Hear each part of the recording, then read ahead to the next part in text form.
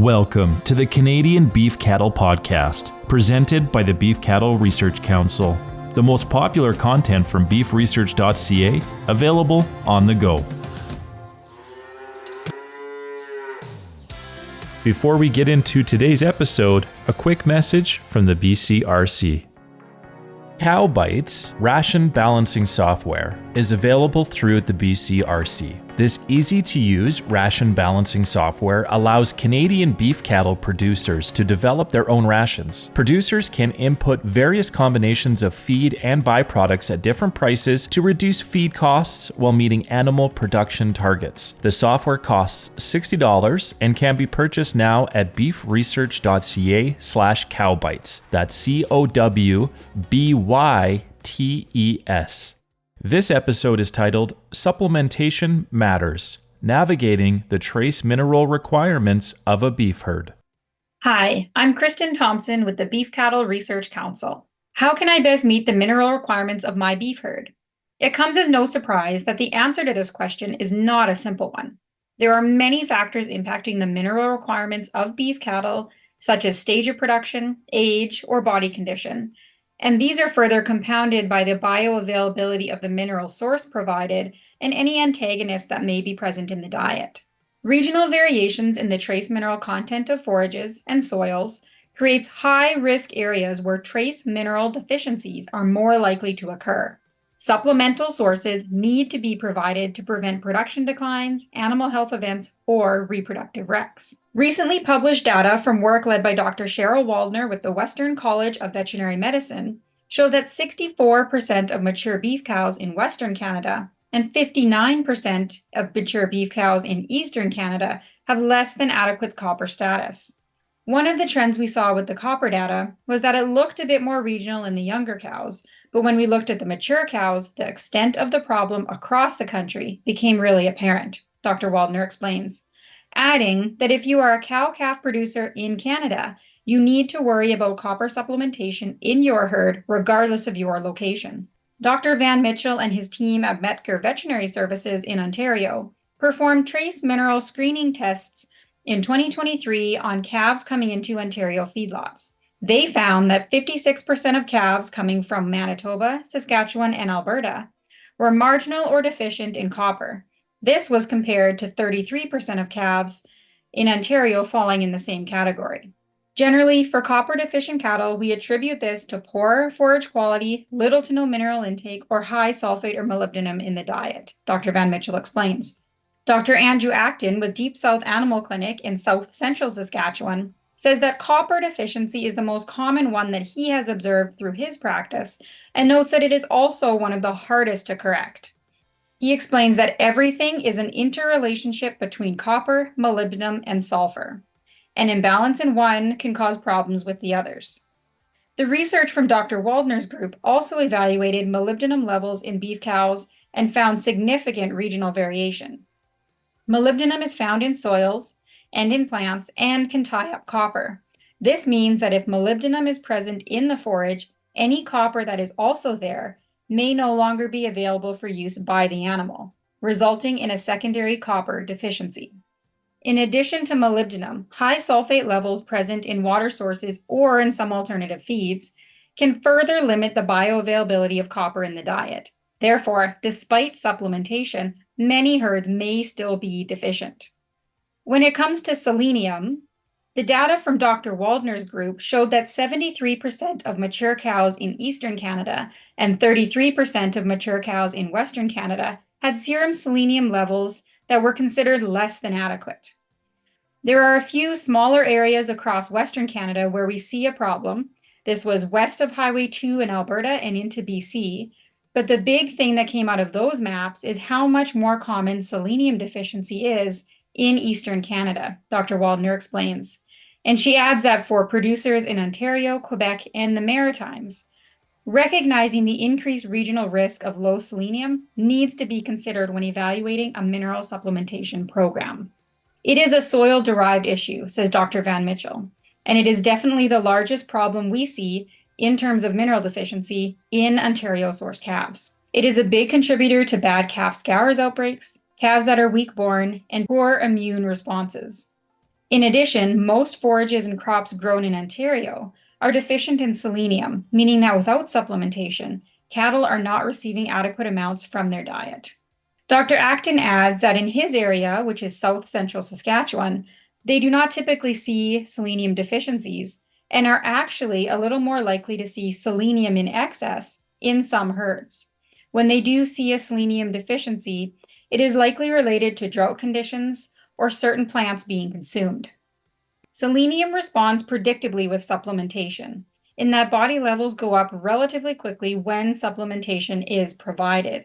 However, producers need to ensure that intakes are adequate and that the right level of trace minerals are formulated into the product they are purchasing.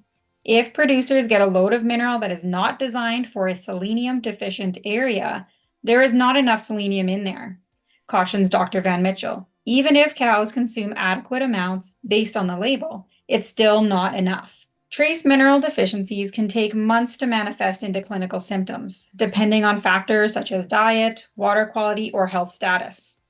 And the symptoms observed are often not unique to any specific deficiency and can include low conception rates, late-term abortions, poor doing cattle despite being on high-quality feed, reduced immune response, or rough hair coats. Many trace minerals, such as copper and zinc, are essential for pregnancy, and when cow requirements are not met, they are at an increased risk of being open in the fall. Both Dr. Acton and Dr. Van Mitchell stress that supplementation during gestation is one key time frame which impacts both cow and calf health and performance, as well as future reproductive performance. During gestation, the cow will sacrifice some of her own body stores of trace minerals for the fetus, and in some cases, the calf will be born with adequate levels while the cow is now deficient because of it, Dr. Acton explains. When a cow is deficient during gestation, that calf is also born deficient. And when the calves get a poor start, it's going to affect them for their entire productive life, Dr. Van Mitchell cautions, adding that it is common practice to provide a selenium injection to a calf at birth, but these injections will often take 4 to 7 days to have a positive effect on a deficiency. So doing it at birth may be too late in a truly deficient calf. The focus needs to be on the pregnant cow. Good trace mineral nutrition becomes even more important in younger cows, as these animals are still growing and must balance what they're putting into their calf while still meeting their own needs. Another aspect is the impact of trace minerals on immune system function, both in terms of the risk of the animals getting sick and how they are able to respond to the vaccines we are giving them, Dr. Waldner explains. The immune system is very complicated, and we need all aspects of it to be firing. There's evidence to show that the trace mineral nutrition is important for both the parts of the immune system that create the antibodies to the vaccine and the parts of the immune system that directly impact the cells that are important to the immune system response. And when cows and calves do not have adequate trace mineral levels, their ability to respond to vaccinations is reduced.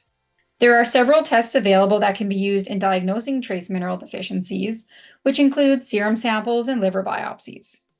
Using these tools in routine testing can help to identify potential production-limiting situations, but must be done with a full understanding of the limitations and how to interpret the results.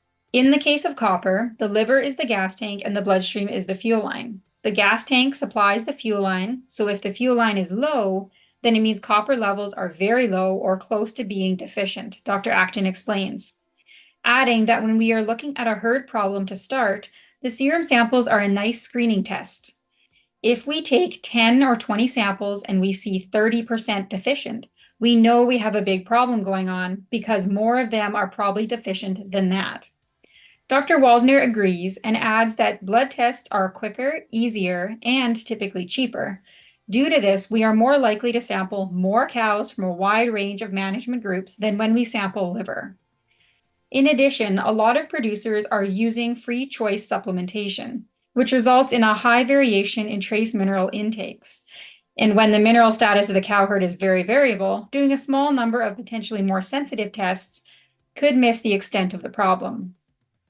Serum levels of trace minerals will fluctuate depending on the consistency of mineral intake, cautions Dr. Van Mitchell, adding that a deficient animal might actually show adequate levels with a blood test if the liver has recently mobilized stored levels to compensate for the deficiency. While blood tests are an excellent first step in monitoring a herd's mineral status, the use of liver biopsies is recommended when it comes to determining mineral supplementation requirements, or if an acute issue is observed within the herd. To know how much to supplement, the liver stores need to be known, which is where liver biopsies come into play, says Dr. Waldner. They allow for the precise measurement of essential nutrient levels and detection of deficiencies or toxicities that are not easily identified through external signs or routine blood tests. When clinical signs are presented or a herd is experiencing less than optimal production performance, liver or blood samples are recommended by all experts as part of the diagnosis process. The results can also highlight potential nutritional issues for a given feeding period. If we are seeing issues with weak-born or stillborn calves, this gives an indication that the issue is with winter feeding. If calves are born healthy, bright, and alert, but after weaning get sick and we have high pull rates, now we are looking at summer nutrition, advises Dr. Van Mitchell. Some producers may want to evaluate the trace mineral status of their herds routinely to ensure formulated rations are meeting requirements. Dr. Waldner and Dr. Acton both suggest that monitoring trace mineral status at fall pregnancy checking is ideal. Testing at this point should allow ample time to adjust supplementation to correct any identified deficiencies prior to calving. It is recommended to work with your veterinarian and nutritionist to ensure the trace mineral requirements of your herd are being met.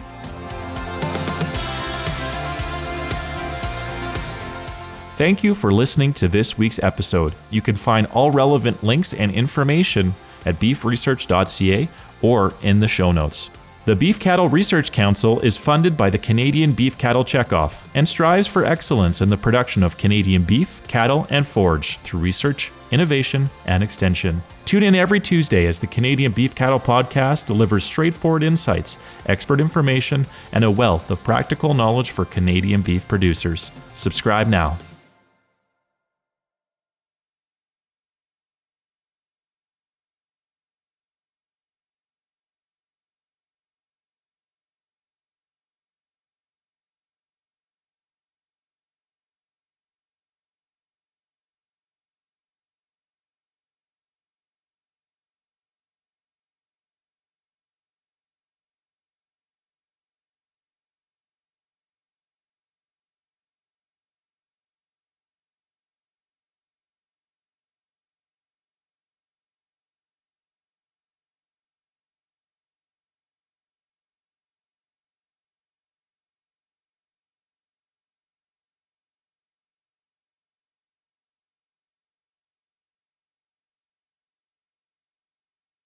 This episode is titled Taking Pain Management Mainstream.